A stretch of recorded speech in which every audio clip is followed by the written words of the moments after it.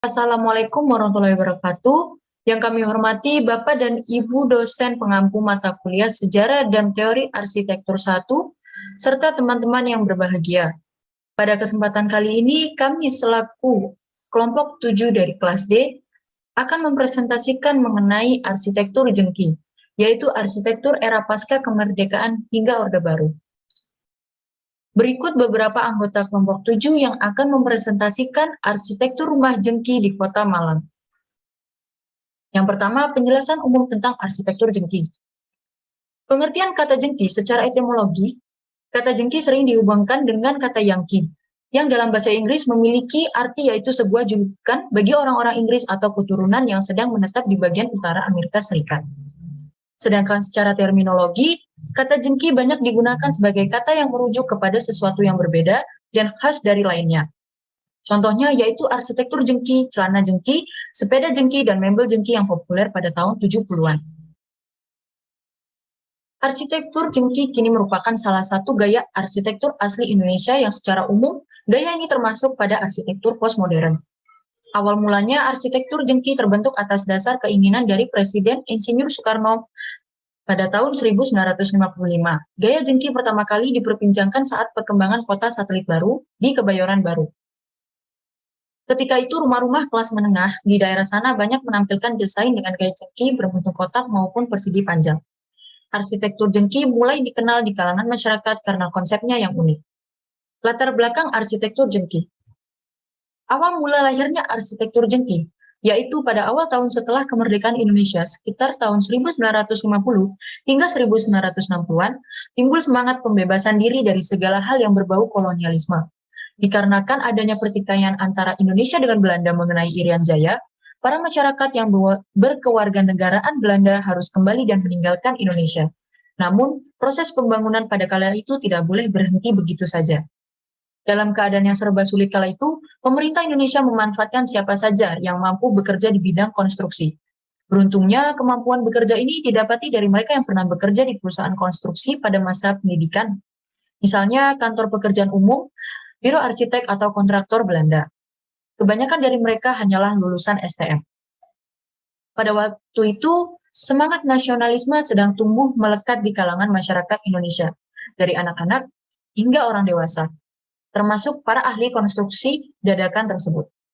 Dengan berlandaskan nasionalisme yang kuat, timbul usaha agar tidak membuat apa yang telah dibuat oleh Belanda. Di saat itulah, hal yang mendasari sebab lahirnya arsitektur jengki.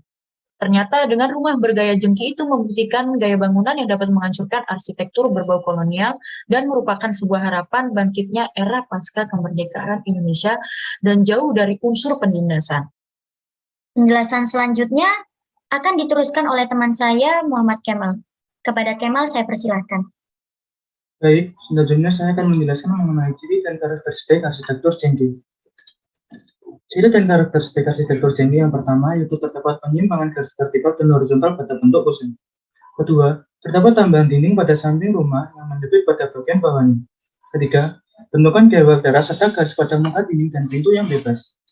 Keempat, dinding rumah diisi dengan motif-motif buatan dan tidak alami. Yang kelima, dinding dipasangi dengan roster yang berfungsi sebagai ventilasi udara. Keenam, dinding diberi material batu alami dengan bentuk yang teratur. Ciri dan karakteristik arsitektur jengki yang ketujuh, yaitu tembok gewel pada atap pelana ditambahkan motif-motif buatan. Kedelapan, menggunakan atap pelana dengan salah satu atap lebih rendah dari sisi yang lain. Yang terakhir atau yang kesembilan, setengah sisi tembok yang menghadap ke jalan lebih menjorok ke depan. Arsitektur jengki menggunakan konstruksi dan struktur yang pertama, yaitu atap rumah mengayun dengan sudut kemiringan 35 derajat. Kedua, pemakaian dinding jenis roster atau lubang ventilasi udara atau yang juga biasa disebut air brick.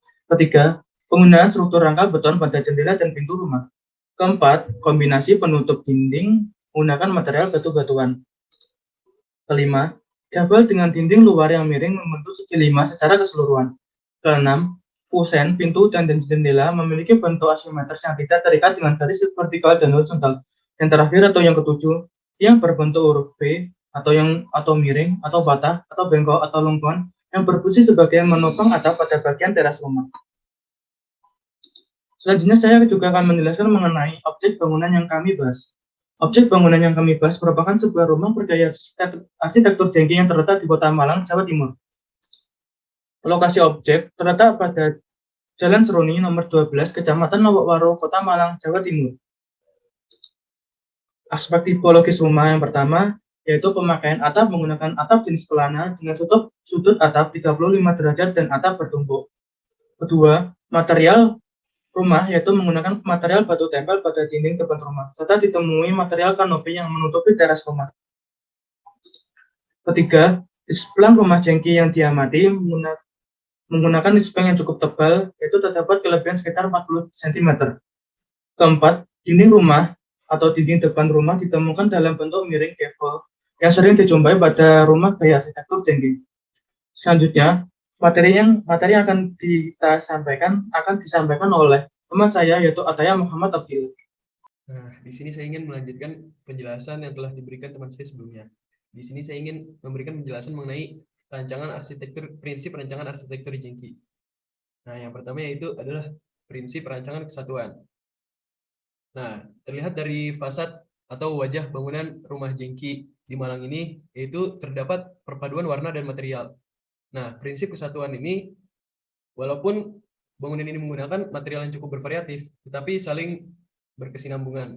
Nah, perpaduan dari warnanya juga terlihat, yaitu warna putih dari dinding dan juga dinding yang ditempeli ornamen batu berwarna hitam.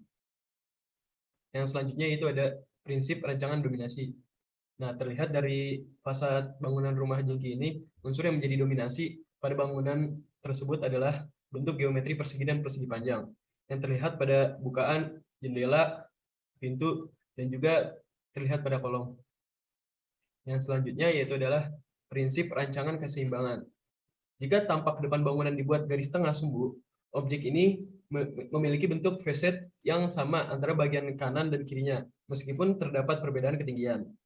Jika tiap massa bangunan dibuat garis tengah sumbu, juga menghasilkan pengaturan yang seimbang antara elemen yang terletak di kiri dan di kanan massa bangunan. Yang selanjutnya yaitu prinsip rancangan skala. Secara skala visual, objek tersebut memiliki ukuran yang normal. Berdasarkan ketinggian serta volumenya, bangunan tersebut hampir sama dengan bangunan lain di sekitarnya atau di lingkungannya. Nah, secara skala mekanis, elemen bangunan seperti pintu, jendela, roster, ketinggian dan juga ketinggian dinding menggunakan ukuran sesuai standar, yaitu ukuran standar yang sudah ada. Yang selanjutnya yaitu prinsip rancangan harmoni.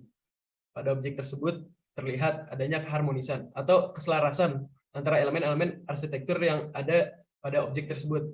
Nah, keselarasan tersebut berupa warna antara dinding atap dan juga ornamen batu dinding.